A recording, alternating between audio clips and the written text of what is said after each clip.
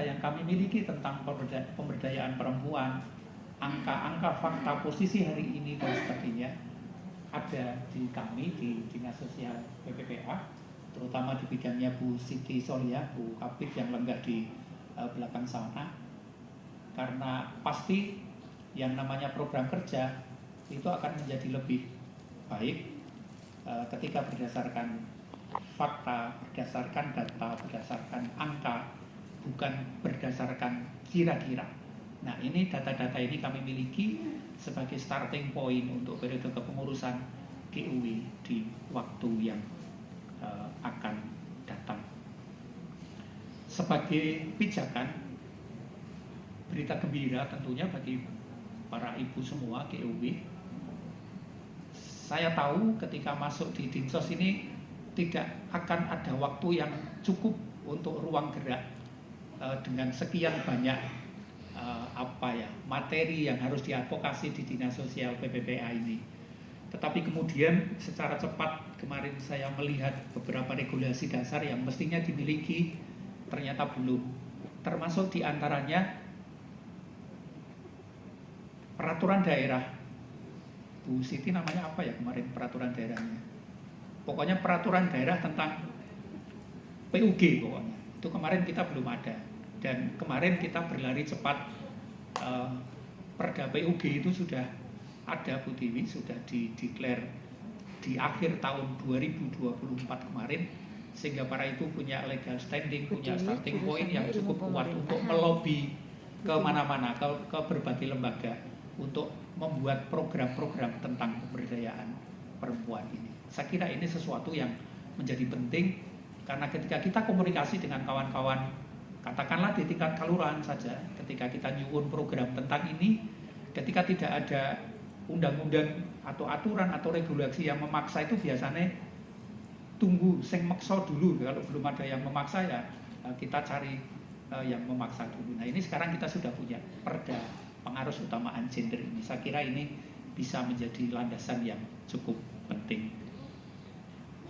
Para ibu dan bapak, saya kira demikian yang dapat saya sampaikan pada kesempatan pagi hari ini.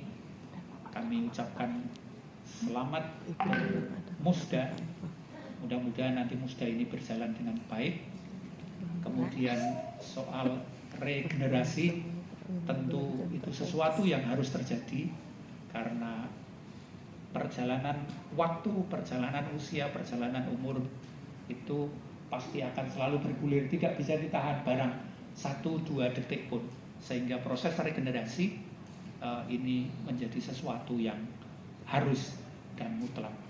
Dan salah satu tolok ukur dari keberhasilan periode kepengurusan itu yang pertama mampu mengemban tugas amanah dari Musda tahun yang lalu, menjalankan program-programnya, tetapi yang tidak boleh lupa dalam berorganisasi adalah menyiapkan kadernya. Sehingga ketika sebuah lembaga kesulitan menyiapkan kadernya untuk mengganti periode-periode kepengurusannya, itu sebuah tanda tanya besar. Nah, organisasi yang bagus itu salah satunya organisasi ketika harus ada regenerasi itu sudah tidak ada persoalan lagi, karena kadernya sudah disiapkan sembari jalan menjalankan program-program itu. Sekali lagi dengan segenap hormat saya mengucapkan selamat bermusyawarah daerah, nanti menghasilkan program kerja, menghasilkan kepengurusan yang baru, yang kemarin dalam diskusi 2 pekan yang lalu, nanti pasti pengukuhannya sudah akan didereke oleh teman kepala dinas yang baru, Bu, nanti pasti. Karena saya tahu skedulnya nanti ke pengukuhannya nanti akan ada di bulan November atau bulan Desember. Saya kira itu sekaligus pada kesempatan yang baik ini, para ibu anggota organisasi wanita, saya nyicil, mohon diri, mohon pamit. Saya di akhir bulan Oktober ini nanti saya harus berganti pekerjaan, harus berganti pelayanan, kembali ke DNA asli saya. Karena DNA asli saya itu ngarit dan bertani begitu. Jadi nanti saya akan itu dipersilahkan.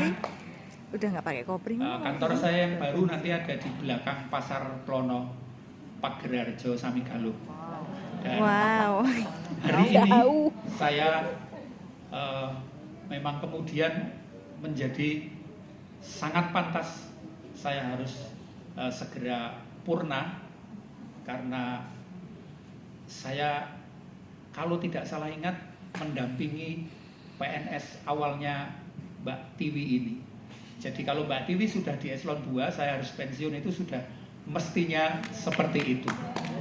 Jadi ada regenerasinya. Saya kira itu dengan